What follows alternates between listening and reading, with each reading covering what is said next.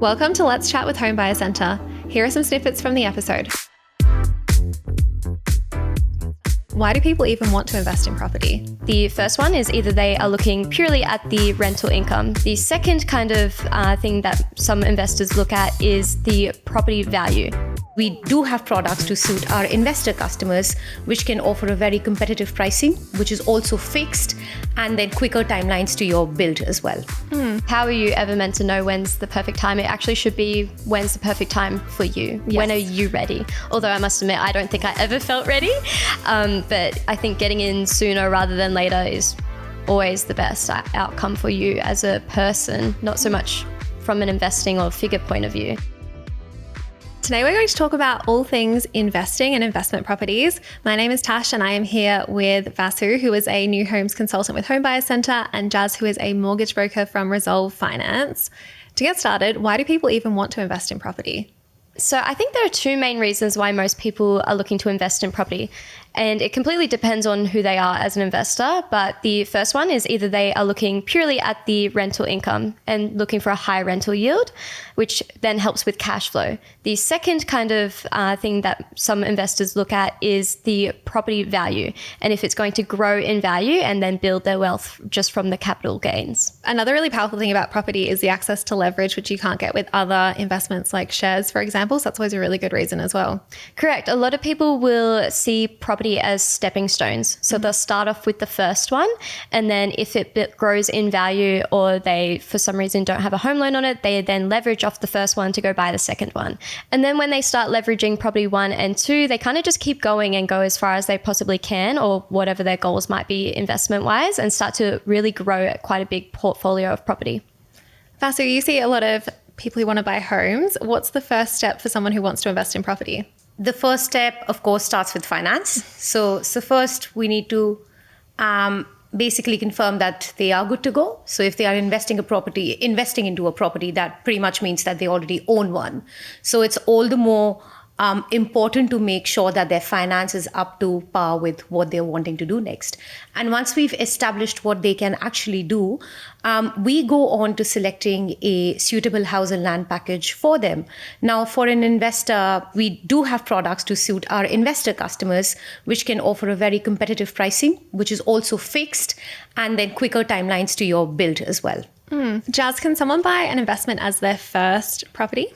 Correct. So when you buy your first property, we declare it either as owner-occupier, which means you're living in the property, or we declare it as an investment, which means it's an investment property, and most likely it would become a rental property from that point on.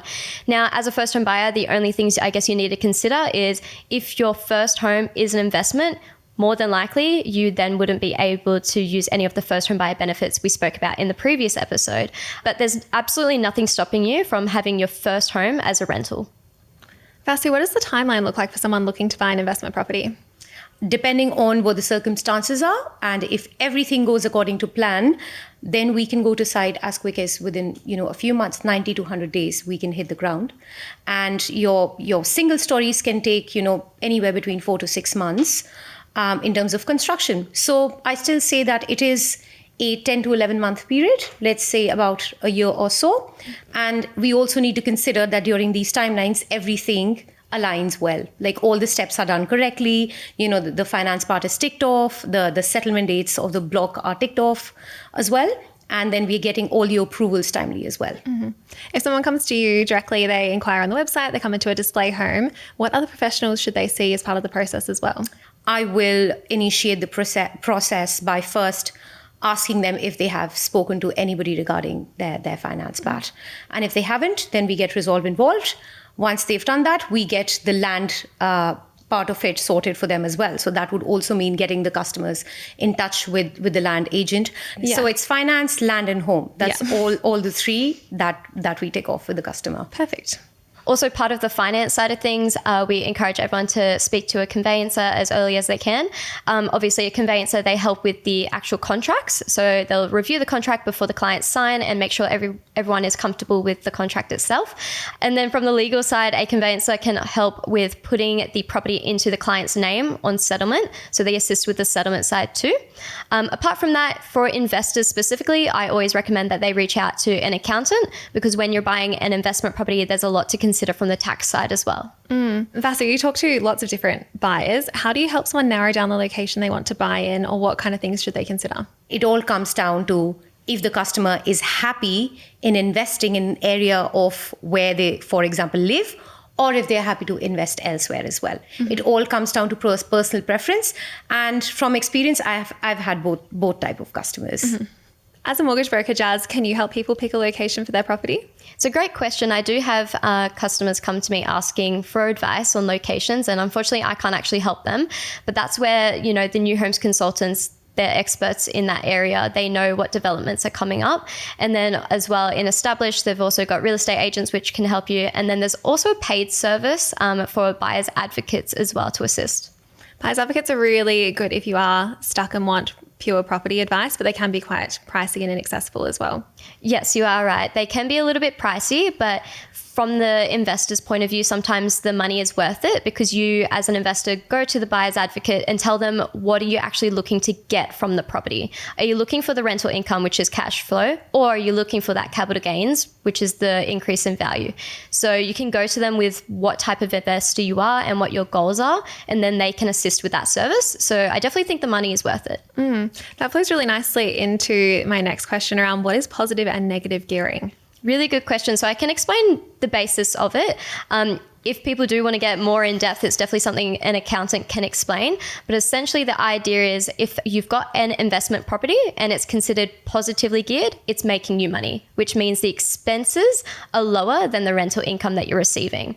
Then on the flip side, you've got negative gearing. So the property is actually costing you more than it's earning you. With negative and positive gearing, there's a lot of debate about which option's best. But then again, it comes down to who are you as an investor? What are your goals? Yeah, and because it's the tax benefit that people like with negative gearing, and I think it's interesting when people aim to be losing money on a property, but then the goal is to be able to, the capital gains to actually outgrow that loss. Correct, you are right. Most people that do the negative gearing, they're not focusing on cash flow, they're focusing more on the capital gains. What is capital gains and then capital gains tax? I would say the easiest way to explain capital gains is you buy a property and the property goes up in value, so you are gaining capital. With capital gains tax, again, something that an accountant can talk about, but it's just something that we tell our clients to be wary of if they're looking to either sell or majorly change that property itself. As a good example, if you sell a property, you may have to pay capital gains, but there's always ways around it, or you might be eligible for exemptions. Yes, there's so many concessions and exemptions around there. It's definitely worth speaking to an accountant. With all the media around interest rates, do you think people should be waiting for interest rates to drop before they buy an investment? Well, I think this is something that we cannot predict, but I would say it's never too late. Now is the time. So I would say whosoever's looking to buy, build a property, now's the time. Lock it in. Yes, there's that famous saying of time in the market versus timing the market. So you might as well buy and be in the market rather than waiting for this perfect time that might never actually come true. You're right. How are you ever meant to know when's the perfect time? It actually should be when's the perfect time for you. Yes. When are you ready? Although I must admit, I don't think I ever felt ready. But I think getting in sooner rather than later is always the best outcome for you as a person, not so much from an investing or figure point of view. Can I invest with my parents or siblings? Yes, you can buy an investment property with family and friends. It's actually really helpful. I've noticed a lot of people that aren't ready to move out of home just yet are starting to invest with their parents and buy an investment property separate, and then they will live in their parents' home. Amazing. How does that work percentage-wise if you're buying with your parents and your siblings maybe or some friends? So I would say the default option that most clients choose, not me as the broker, but the clients they choose, is usually 50-50. But you can actually see a lawyer to decide what's the most beneficial split. So we know that there's some initial upfront costs when you buy an investment property. What are some of the more ongoing costs that you'll have to pay? Ongoing, obviously, it does vary, but if you decide to have it as a rental property, you might want to use a property manager. So then you have to pay for that service. Always good idea to get home insurance as well. So you might get insurance. And then ongoing, you've got your usual, which is like your council rates and your water usage, all of that fun stuff too. Yes, and strata fees if you've bought an apartment and some townhouses. But I found out recently not all townhouses have strata fees, which is fun. So that's correct. A lot of our packages do not have strata, which is also known as body corporate, here in Victoria, which is, I think, pretty amazing. So it's pretty much in the best interest of customers. Can you explain what strata fees or body corporate fees actually are and what they include? So body corporate is a governing body of that particular complex, and it can include, your fees around maintaining that common property. So that could be your pathways, your landscaping part of the common area, and so on. And with strata, your building insurance is also included within the body corporate. As well. So overall, there'll be some extra bits that the customer will be paying. Instead of paying them individually for the year, it'll all be clubbed together in your strata fee. Mm-hmm. That's why if you buy an apartment complex that has a pool or a lift, often the strata fees are a lot more expensive than one without those more expensive features. That's correct, because it's all the common maintenance of the common property that everybody is using, and that's why the extra fee. In addition to that, if you're not sure if the property that you're purchasing with us, if the package that you are going with us, if that has strata or not, please reach out to us, because we are there to help you and we'll be able to guide you through that. What is rent vesting? So rent vesting is the idea that you buy a property as an investment in a location that is beneficial from an investment point of view, and then you live somewhere, either you rent or you live at home with family, that is lifestyle based. So usually this happens for people that live in very nice suburbs, but they can't actually afford the homes there. So they go buy a home in a different suburb that they can actually afford, while still being able to have those lifestyle benefits, but just having to either rent or live with parents. Vasu, what are the benefits of actually investing in a new property? Oh, I think there are a lot of advantages of doing that. One of the biggest ones being that you are getting a new home altogether. So you're getting your fresh warranties and maintenance. So we offer 25 years of structural guarantee, and then you have 12 months of service warranty attached as well.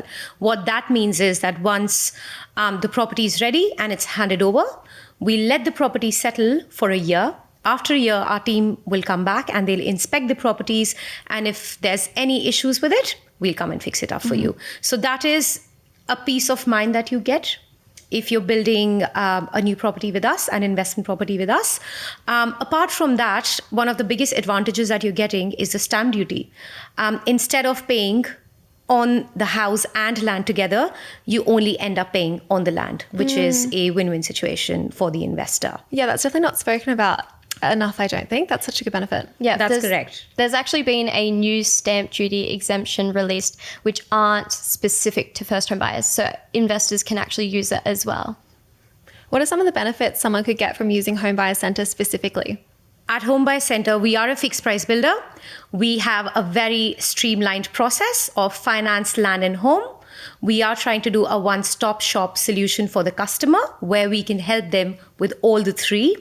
Apart from that, we have a very swift timelines to go to site where we can start your construction pretty fast, and then you can get into your homes. You can get into your home pretty quickly. And on top of that, we are also a part of ABN Group, which is Australia's leader in construction, property and finance. And we've built over 92,000 homes. Wow. So you definitely know what you're doing. If you've built almost 100,000, that's so many homes. That is a lot of homes. And this is basically for the peace of mind. You know the company, you know who you're going with, and we're proudly Australian owned. Amazing. We have covered a lot about property investment today. If you are thinking about investing in property, make sure you chat to a professional and come see what the Homebuyers Centre team can help you with. Thanks so much for joining us. Thank you. Thanks. We have covered so much in this series and we really hope you've taken away something valuable. If you still have any questions, feel free to reach out to the Homebuyers Centre team on their website. This information does not consider your personal needs and financial circumstances, and you should consider whether it is appropriate for you. Lender terms and conditions apply and may vary. All financial services provided by Resolve Financial Solutions Pty Ltd, trading as Resolve Finance, ABN 65079545378, Australian Credit Licence Number 385487.